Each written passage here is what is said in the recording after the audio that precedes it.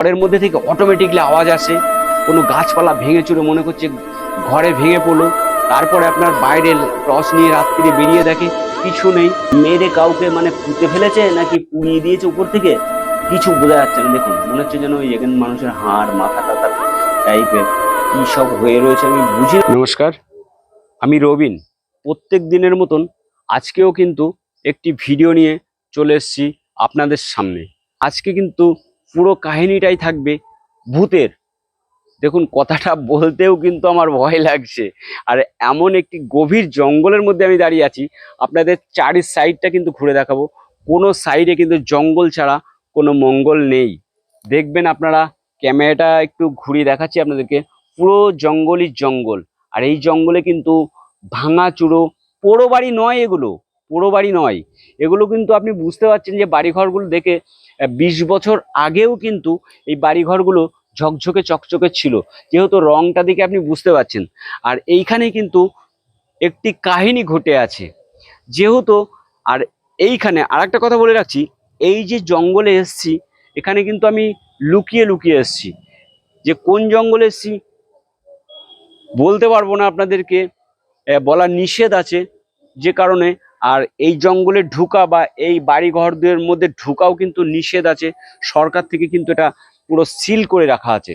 তবু আমরা অনেক লুকিয়ে চুরিয়ে একটি ভিডিও করার জন্য ঢুকে গেছি এই জঙ্গলের মধ্যে। তো কাহিনীটা কি জানেন? এইখানে কিন্তু বিশাল বড় একটি কাহিনী ঘটে আছে। আজ থেকে 20 বছর আগে কি হয়েছিল, এইখানে সরকারি চাকরি করেন যারা, এখানে কিন্তু 10টা রুম আছে। 10টা রুমেই যারা চাকরি করতেন, যেসব স্টাফগুলো তারা থাকতেন এক একটি রুমে। তো স্টাফদের ফ্যামিলি নিয়ে থাকতো। তো ওই টাইমে কি হয়েছিল, 20 বছর আগে আপনার ডাকাতি পড়ে। আগে যেমন বললো না, ওর বাড়িতে চোর ঢুকেছে, এখানে ডাকাতি পড়েছে। তো এইখানে একটি ডাকাতি পড়েছিল। ডাকাতি পড়লে কি হয়, তখন কিন্তু কোনো বোমাবাজি বা অস্ত্র শস্ত্র নিয়ে তারা কোনো আওয়াজ করেনি। ডাকাত ঢুকে ছিনতাই শুরু করে দিয়েছে, মারামারি শুরু করে দিয়েছে, কিছু মানুষকে কেটেও ফেলে, মার্ডার করে ফেলে দেয়। এখানে তাদের সঙ্গে যে ফ্যামিলি স্ত্রী লোকরা ছিল, মহিলাদেরকে রেপ করে মার্ডার করে। সেই জঙ্গলের মধ্যে কিন্তু আমি দাঁড়িয়ে আছি, খুব ভয় লাগছে, মানে একটা বিদঘুটে প্যাথেটিক ব্যাপার। আর এইখানে কিন্তু প্রথমে বলেছি আসা নিষেধ আছে, এখন সরকার থেকে পুরোটাই সিল করে রাখা আছে এই জায়গাটায়। আর যেহেতু এই জঙ্গলে এখন বাস করে ভূত, পেতনি আর সাপ, পোকা মাকড়, এইসবই থাকে এই জঙ্গলে, আদার্স কিছু থাকে না।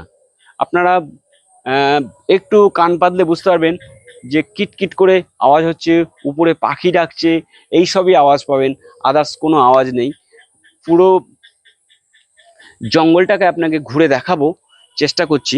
এবারে কিন্তু আপনাদেরকে দেখাবো সেই ঘরগুলোর মধ্যে, কোনো একটি ঘরের মধ্যে ঢুকে কি পরিস্থিতির মধ্যে আছে। কোনো একটি রুম যাওয়ার জন্য আমরা চেষ্টা করব। দেখছেন এই রুমটার মধ্যে যাওয়ার মতন কোনো রকম পরিস্থিতি নেই। যেহেতু আপনাদেরকে এবার এই সাইডটা দেখাবো, একটু এই সাইডটা দেখাবো, এই সাইডটা দেখাবো। দেখুন এখান দিয়ে কিন্তু একটি জলের নালি দেখতে পাচ্ছেন আপনারা, চেম্বার সিস্টেম করা আছে। আর পুরো দেখেন জঙ্গলই জঙ্গল, কোনো দিকে কিন্তু কিছু নেই। বাট এই সাইডটাও যদি দেখতে চান আপনারা, পূর্ব সাইডটা পুরো জঙ্গলই জঙ্গল।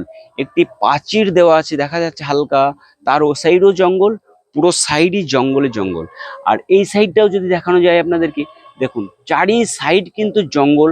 আপনাদের 3 সাইড দেখানো হয়ে গেল, আর এক সাইড বাকি থাকলো, এই সাইডটাও দেখাবো। দেখুন এই সাইডেও কিন্তু জঙ্গল, চারি সাইড কিন্তু জঙ্গলই জঙ্গল দেখানো হয়ে গেল আপনাদেরকে। আর কোনো কোনো জায়গায় দেখতে পেলেন না নতুন কোনো ঘর বাড়ি, বুঝতে পারছেন এটা পুরো জঙ্গলই। আর এই সাইডে আমি একটু যাওয়ার চেষ্টা করব, এইখানে কি আছে একটু দেখার চেষ্টা করি, আসুন। দেখুন আমরা কিন্তু দুজনে আছি, বুঝতে পারছেন, ক্যামেরায় আমার এক ফ্রেন্ড আছে, আর আমি শুট করছি। দেখুন এদিকটা, মানে এই যে ঘরের মধ্যে দেখুন, এই যে ঘরটা দেখেছেন, এই যে ঘর পুরো কিন্তু মানে একদম অন্ধকার, দেখা যাচ্ছে কিছু নেই। এবারে কিন্তু এখানে দুটো ঘরে আপনাদেরকে ঢুকে দেখাবো কি পরিস্থিতির মধ্যে আছে। প্রথমে আপনাদেরকে বলেছি ঘরেও ঢুকবো, প্রথমে এই ঘরটায় ঢুকবো, ঢুকে দেখবো কি পরিস্থিতির মধ্যে মানে আছে এই ঘরটা। হ্যাঁ আসুন একটু দেখুন। এই পুরনো ঘর বাড়ির মধ্যে আমার যাওয়া অভ্যেস নেই, এটা যেহেতু পুরনো নয়, কাহিনী হয়ে গেছে পুরনোর মতন আর কি। দেখুন এখানে ঢুকেই কিন্তু আমরা দেখতে পাচ্ছি, দেখুন দেখুন ছাই ছাই মনে হচ্ছে যে মানে কোনো ব্যক্তিকে মেরে এখানেই পুড়িয়ে দিয়েছে। দেখুন কি কাহিনী হয়ে আছে, আপনাদেরকে একটু দেখানোর চেষ্টা করছি।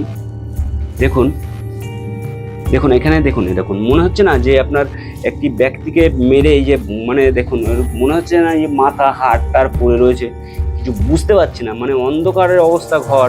দাঁড়ান আপনাদেরকে লাইট মেরে দেখাবো। দেখুন কি অবস্থা, মনে হচ্ছে না এখানেই কিন্তু মেরে কাউকে মানে পুঁতে ফেলেছে নাকি পুড়িয়ে দিয়েছে উপর থেকে, কিছু বোঝা যাচ্ছে না। দেখুন মনে হচ্ছে যেন ওই যেখানে মানুষের হাড় মাথা টাথা টাইপের কি সব হয়ে রয়েছে, আমি বুঝি না অতটা, তবু ছাই দেখতে পাচ্ছি এখানে, মানে কিছু নেই। আপনাদেরকে মানে খুলে দেখাবো।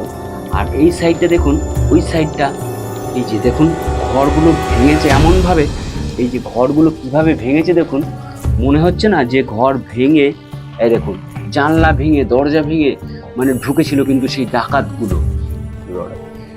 তো এই যে দেখুন ছাদ মানে তো পরে ভেঙে চুরে গেছে, আর এই যে অবস্থা হয়ে আছে একদম পুরো মানে ভেঙে চুরে মানে তছনছ করে ঢুকেছিল, মানে এমন কিছু কিন্তু এখানে মানে আওয়াজ করলেও কেউ বাইরে টের পাবে না।